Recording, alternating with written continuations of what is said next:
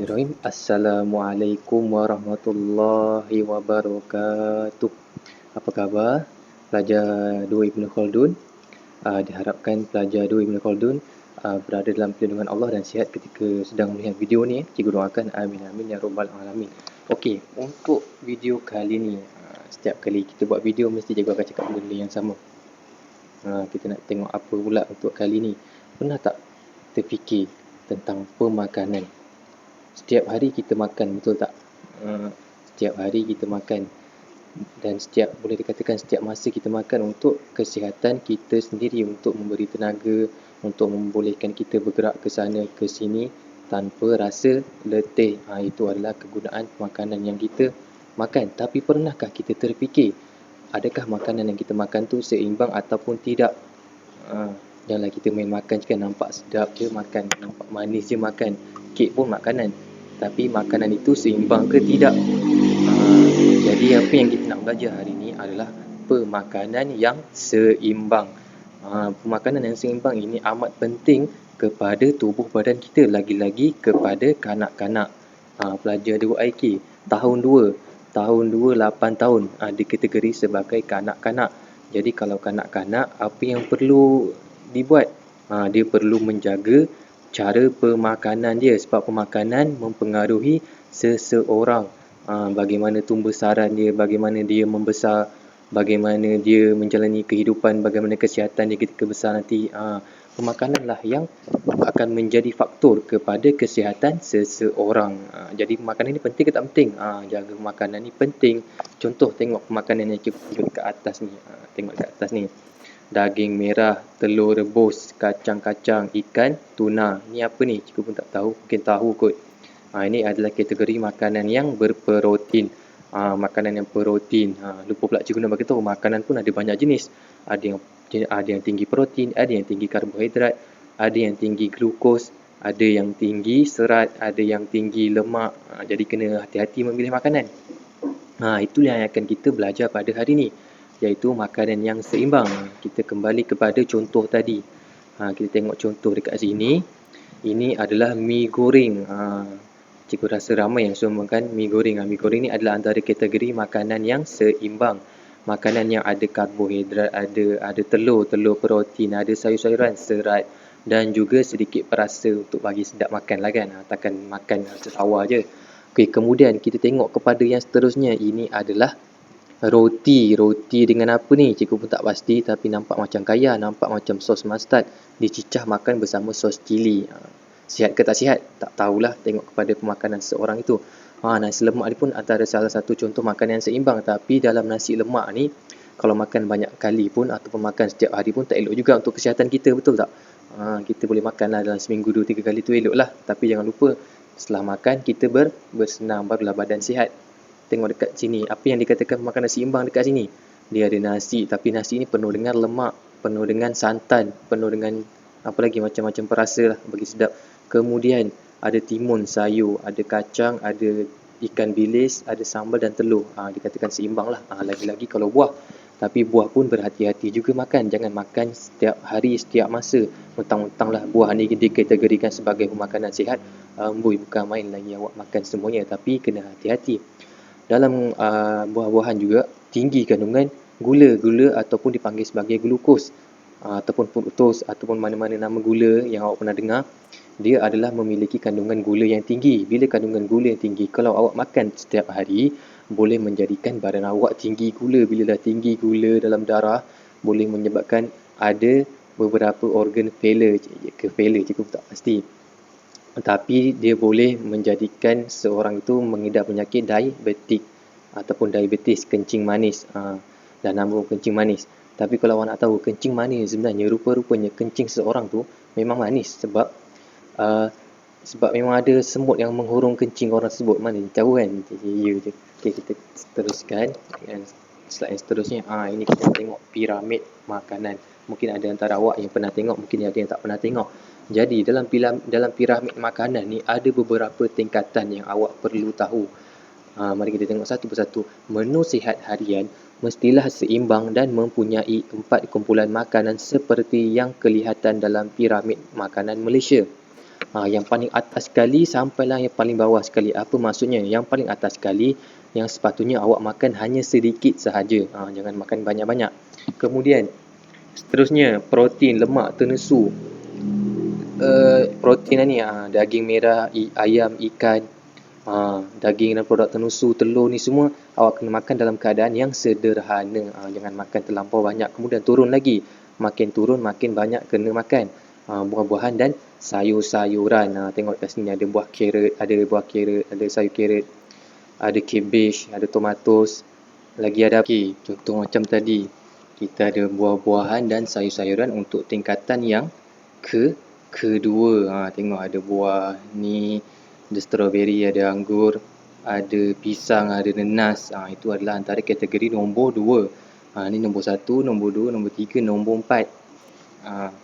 Kemudian yang akhir sekali, yang mana kita perlu makan banyak-banyak, tapi janganlah makan banyak sangat. Makan dalam keadaan yang kuantiti yang akan cikgu tunjukkan nanti.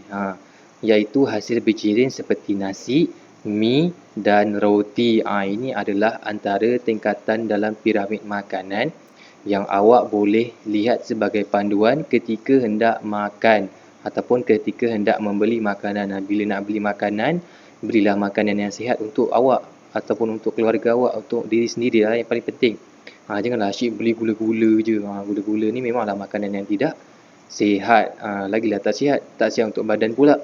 Tak sihat untuk badan, tak sihat untuk gigi pula. Kalau dah makan gula banyak-banyak, kemungkinan besar untuk awak dapat karies gigi ataupun gigi berlubang adalah tinggi kalau makan gula-gula. Ini adalah contoh menu sihat harian piramid makanan Malaysia yang disyorkan oleh Malaysia kepada penduduk kita lah. Okey, kemudian kita pergi kepada yang seterusnya, piramid makanan Malaysia. Piramid makanan Malaysia kita nak tengok dulu. Dekat Malaysia pun ada piramid kita yang sendiri. Macam cikgu dah tunjuk tadi lah, yang paling bawah sekali yang kita kena makan banyak. Tidak semestinya banyak, tapi makanan ruji ataupun makanan harian kita, iaitu roti, nasi, jagung. Ni antara contoh lah, nasi, mi, roti bijirin, produk bijian dan ubi-ubian. 4 hingga 8 sajian sehari, makan secukupnya. Ini adalah makanan harian kita. Kalau tak makan nanti badan awak keding je, rasa lemah je. Ini pemakanan yang kita patut makan. Kemudian dah makan ni, kenalah ada makanan sampingan yang lain.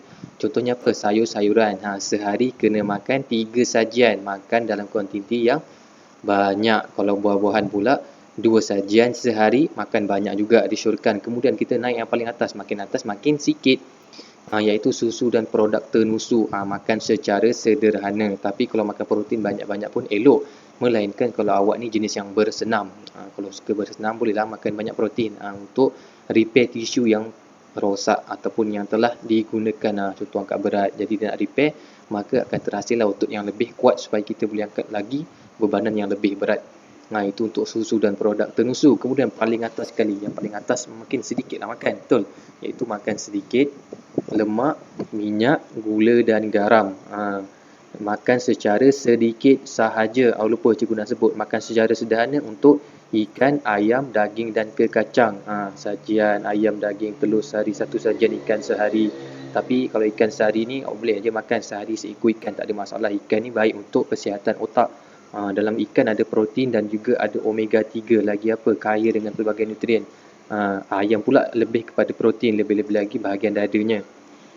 Kemudian ni paling sedikit sekali, lemak, minyak, gula dan garam. Cubalah kalau boleh elakkan makanan garam. Boleh, tapi makan dalam kuantiti yang sedikit. Minyak pun makan dalam kuantiti yang sedikit, kecuali minyak olive ataupun minyak zaitun. Kan ada dalam Al-Quran, watini wa zaitun wa turi sinin.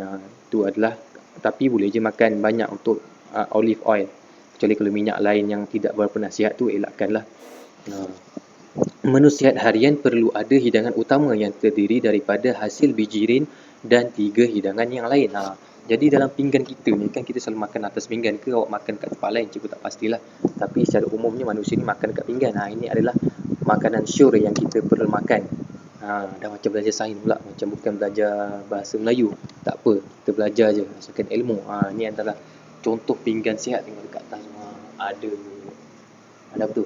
Ada ikan, ada nasi, ada buah-buahan, ada sayur-sayuran. Jadi macam mana kita nak bahagikan nisbah untuk pinggan tu? Jadi nisbahnya adalah 1/4 untuk makanan seperti ikan, daging, legumes, poultry, ini bahasa Inggeris lah, tapi bahasa Melayunya sumber-sumber protein, ataupun ikan, isi ayam, daging ataupun telur. Dan 1/4 pula untuk nasi, bread, cereals product and tubers, rice, noodle, dalam bahasa Melayunya adalah nasi, mi atau roti. Dan yang paling penting yang awak kena makan adalah sayur-sayuran. Separuh pinggan pula awak kena isi dengan buah-buahan dengan sayur-sayuran, tapi bukanlah nak kena pinggan tu nak kena ikut betul-betul bentuknya susun-susun ikut berat, tak juga. Ikutlah kepada cara yang awak rasa sesuai, bersesuaian dengan jumlah yang awak makan. Kalau badan awak kecil, makanlah kuantiti yang sikit, jangan makan kuantiti yang banyak. Ini adalah antara saranan yang dipanggil sebagai pinggan sihat Malaysia. Jadi inilah yang kita belajar pada hari ini, iaitu menu seimbang. Menu yang sihat mestilah seimbang dan mempunyai 4 kumpulan makanan seperti yang kelihatan dalam piramid makanan Malaysia yang tadi tu, yang kita tunjuk. Pinggan sihat Malaysia membantu kita mendapat makanan yang seimbang. Isi suku pinggan dengan hasil bijirin, ini hasil bijirin serta nasi, mi atau roti. Suku pinggan untuk ikan, ayam, daging atau telur. Separuh pula adalah kita isi dengan buah-buahan dan sayur-sayuran. Yang paling penting minum air kosong untuk kita punya proses pencernaan berjalan dengan lancar. Inilah sahaja video untuk kelas BM, untuk video BM Bahasa Melayu kita pada kali ini. Apa yang kita belajar, itulah dia, iaitu pinggan Malaysia. Apa isi utama yang kita perlu tahu, iaitu menu makanan yang seimbang. Sampai sini saja, berjumpa lagi pada hari yang akan datang. Assalamualaikum warahmatullahi wabarakatuh.